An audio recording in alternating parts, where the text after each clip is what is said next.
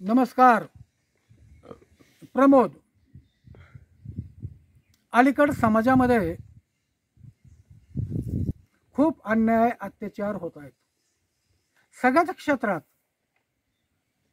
आणि त्याच्यातले त्यात बघितलं आपण परभणी जिल्ह्यामध्ये एक वकिलाचे शिक्षण घेणारा, लॉ कॉलेजमध्ये शिकणारा सोनने नावाच्या ग्रस्ताने कायदेशीर मागणी केली आणि त्या ठिकाणी त्याच्यावर केस टाकली. पोलीस डिपार्टमेंटमध्ये नेलं आणि त्याला तो मारहाणीमध्ये मृत्यू पावला. का? दलित. काही ठिकाणी बघतो आपण दलितांना, मग महिला असेल पुरुष असेल, मंदिरामध्ये प्रवेश नाही. काही ठिकाणी आपण पाहतो विधवा महिलांना दुजाभावाची वागणूक, सन्मान मिळत नाही. महिला मिळाल्यानंतर तिचं कुंकू पुसणे, मंगळसूत्र तोडणे, हातातल्या बांगड्या फोडणे, पायातले पंजन काढणे.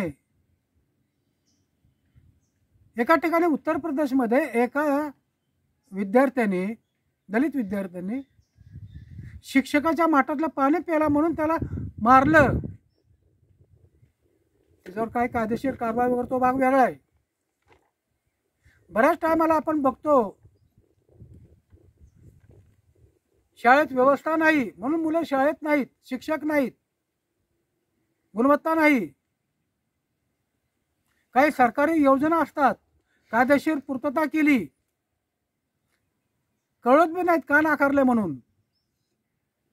म्हणजे थोडक्यात आपल्याला जे जगण्याचे अधिकार दिलेले आहेत, म्हणजे थोडक्यात मानव अधिकार चं जिथं जिथं उल्लंघन होते ते उल्लंघनासाठी राष्ट्रीय मानव आयोग आहे, प्रत्येक राज्यामध्ये राज्य मानव आयोग आहे. ह्यांचं काम जरी हे असलं तरी त्यांच्यापर्यंत प्रत्येक गोष्टी जात नाहीत. तरी यासाठी आपणाला गाव पातळीवर अशी एक सिस्टम तयार करायची, अशी एक रचना तयार करायची की ज्या पद्धतीने राष्ट्रीय मानव आयोग आहे, राज्यावर आहे, मग गाव पातळीवर सुद्धा आपण ग्राम मानव अधिकार संरक्षण समिती स्थापन करायचा आपल्याला अधिकार आहे. 1993च्या मानव अधिकार संरक्षण कायद्यामध्ये काय गोष्टी आहेत, काय गोष्टी स्पष्ट नाहीत.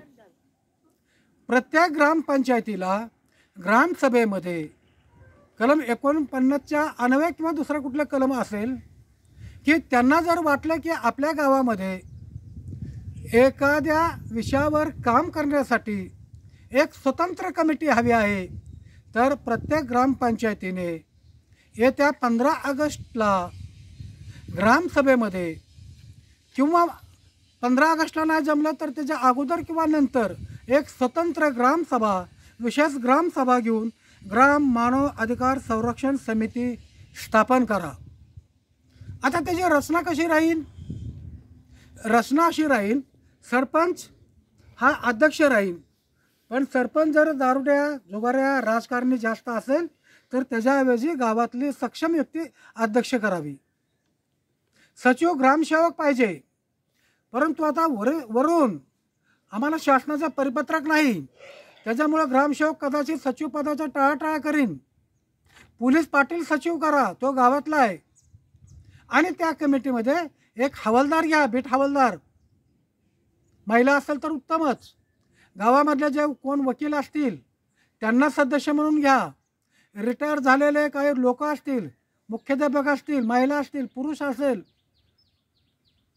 किंवा पोलीस डिपार्टमेंटचे असतील, किंवा सामाजिक कार्यक्षेत्रामध्ये चांगले काम करणारे लोक असतील, अशा तुमच्या गावच्या लोकसंख्येनुसार 7 लोकांची, 9 लोकांची, 11 लोकांची, 13 लोकांची, गाव मोठा असेल तर जास्त लोकांची, त्याच्यापैकी 50% हे महिला घ्या. आणि प्रत्येक गावामधल्या प्रत्येक घटकामधल्या त्यांना तिथं सदस्य द्या. मला एका मुस्लिम समाजाच्या कार्यकर्त्याचा फोन आला होता. मला मी तुमचं ते बघितलं, खूप चांगली कल्पना आहे. तर प्रत्येक गावात मुस्लिमाचं एक कुटुंब आहे, तर ते अल्पसंख्याक असतात, त्यांच्यावर देखील अन्याय होतो. म्हणून त्या कमिटीमध्ये त्यांना बी स्थान द्या. विधवा महिलांचे फोन आले, आम्हाला स्थान द्या. घटस्फोटीत महिला म्हणल्या आम्हाला स्थान द्या. दलित वर्गांना द्या. त्याच्याबरोबर गावामध्ये ज्यांनी चांगलं काम केलेलं आहे, चांगले उपक्रम राबवलेले आहेत, तर अशा लोकांची कमिटी स्थापन करून त्याचं बँकेत खातं काढायचे. आणि बँकेत खातं काढताना ग्राम मानव अधिकार संरक्षण समिती या नावाने खातं काढा.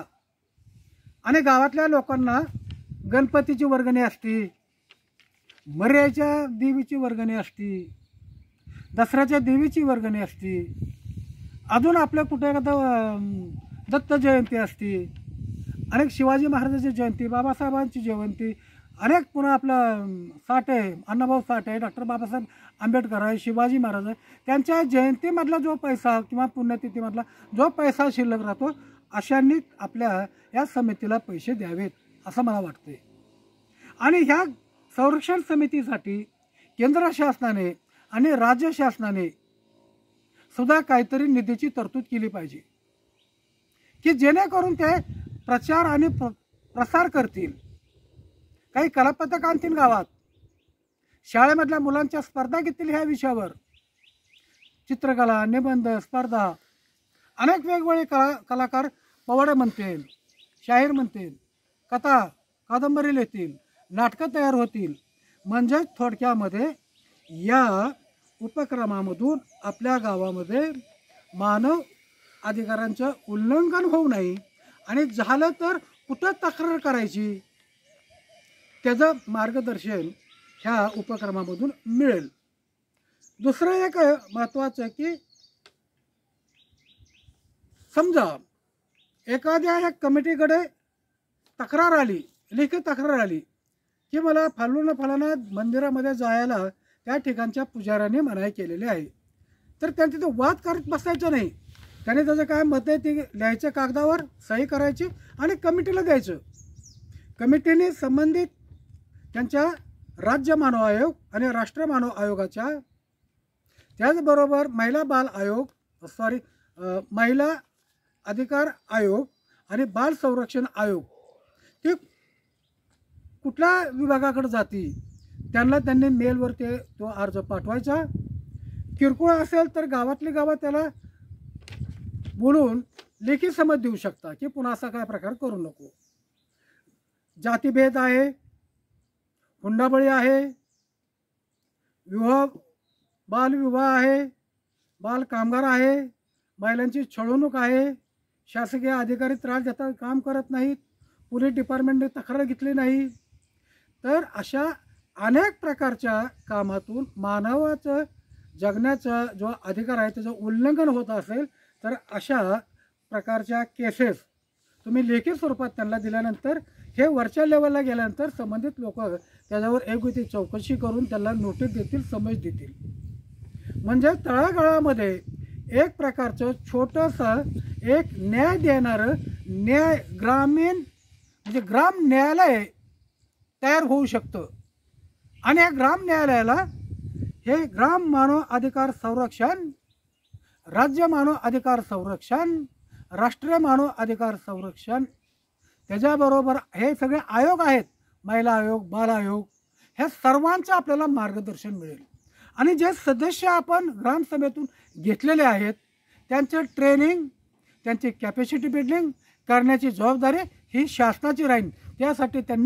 त्यासाठी स्वतंत्र तज्ज्ञ लोकांच्या मार्फत त्यांची कॅपॅसिटी बनवणं आणि गावामध्ये अशा पद्धतीचे एक उल्लंघन होणार नाही यासाठी ही समिती कार्य करेल.